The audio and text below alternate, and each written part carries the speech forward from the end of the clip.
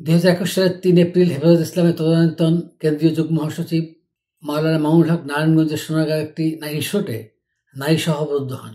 এরপর তিনি দাবি করেন, সঙ্গে থাকা ওই নারী তার দ্বিতীয় স্ত্রী। পরদিন ৪ এপ্রিল সংসদে এক বিবৃতিতে স্বরাষ্ট্রমন্ত্রী আসাদুজ্জামান খান কামাল মামুনুল হকের বিষয়ে বলেন, সোনারগাঁও উপজেলার একটি বেসরকারি হোটেলে হেফাজতের কেন্দ্রীয় নেতা মামুনুল হক একজন নারীকে নিয়ে অবস্থান করছিলেন। টেলিভিশনে ওই নারী তা নিজের মুখে স্বীকার করেছেন। তিনি তার স্ত্রী নন। এ বিষয়ে আরও ঘটনা জেনে সবাইকে জানাবো।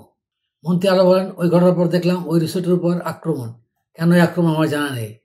সেখানে কয়েকজন বিদেশি ছিলেন, পুলিশ ও বিজিবি গিয়ে তাদের রক্ষা করেছে। হেফাজতের তাণ্ডব প্রসঙ্গে তদন্তের স্বরাষ্ট্রমন্ত্রী বলেন, হঠাৎ করে এই ধরনের তাণ্ডব কেন? নিশ্চয়ই এর কোনো উদ্দেশ্য রয়েছে। আমরা তদন্ত করে দেখছি, যারাই তাণ্ডব করে থাকুক তাদের বিরুদ্ধে আইন অনুযায়ী ব্যবস্থা গ্রহণের সমস্ত প্রচেষ্টা গ্রহণ করেছি। পরে পত্রপত্রিকায় ছাপা হয় যে নারায়ণগঞ্জের সোনারগাঁওয়ের একটি রিসোর্টে হেফাজত ইসলামের যুগ্ম মহাসচিব মাওলানা মামুনুল হকের সঙ্গে থাকা ওই নারীর সঠিক পরিচয় মিলেছে। ওই নারী হলো জান্নাত আরা ঝর্ণা। তিনি ফরিদপুর আলফাডাঙ্গা উপজেলার গোপালপুর ইউনিয়নের কামার গ্রামের মুক্তদা মোহাম্মদ অলিউর রহমান ওরফে অলি মিয়ার মেজো মেয়ে। অলিউর রহমান কামার গ্রাম ৪ নম্বর ওয়ার্ড আওয়ামী লীগের সভাপতি। মাওলানা মামুনুল হক তার ওই দ্বিতীয় স্ত্রী ও সোনারগাঁওয়ের রিসোর্টের ঘটনা সম্পর্কে সংবাদদাতাদের মুখ খুলেছেন। বাংলাদেশ খেলাফত মজলিসের আমির ও হেফাজতে ইসলামের কেন্দ্রীয় যুগ্ম মহাসচিব মাওলানা মামুনুল হক তার দ্বিতীয় বিয়ে এবং ওই স্ত্রীকে নিয়ে নারায়ণগঞ্জের সোনারগাঁওয়ের রেস্ট হাউসে গিয়ে বিব্রতকর পরিস্থিতি নিয়ে এই প্রথম গণমাধ্যমে মুখ খুললেন।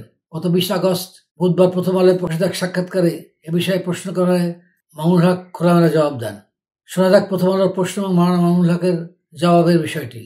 প্রথম আলো, আপনার ব্যক্তিগত মোড় ঘোরানো ঘটনার কথা বলবো।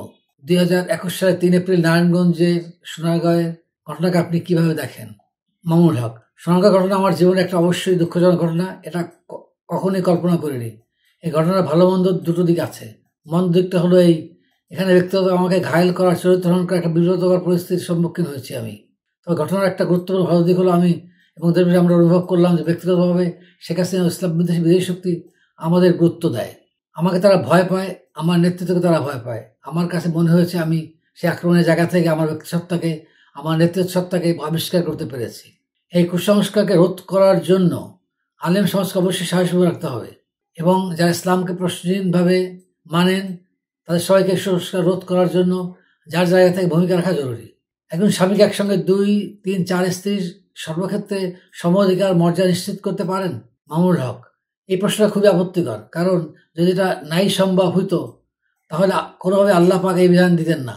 আল্লাহ কোরআনের জায়গায় জায়গায় বলেছেন তিনি এমন কোনো বিধান মানুষকে দেন না যেটা মানুষের পক্ষে পালন করা সম্ভব না।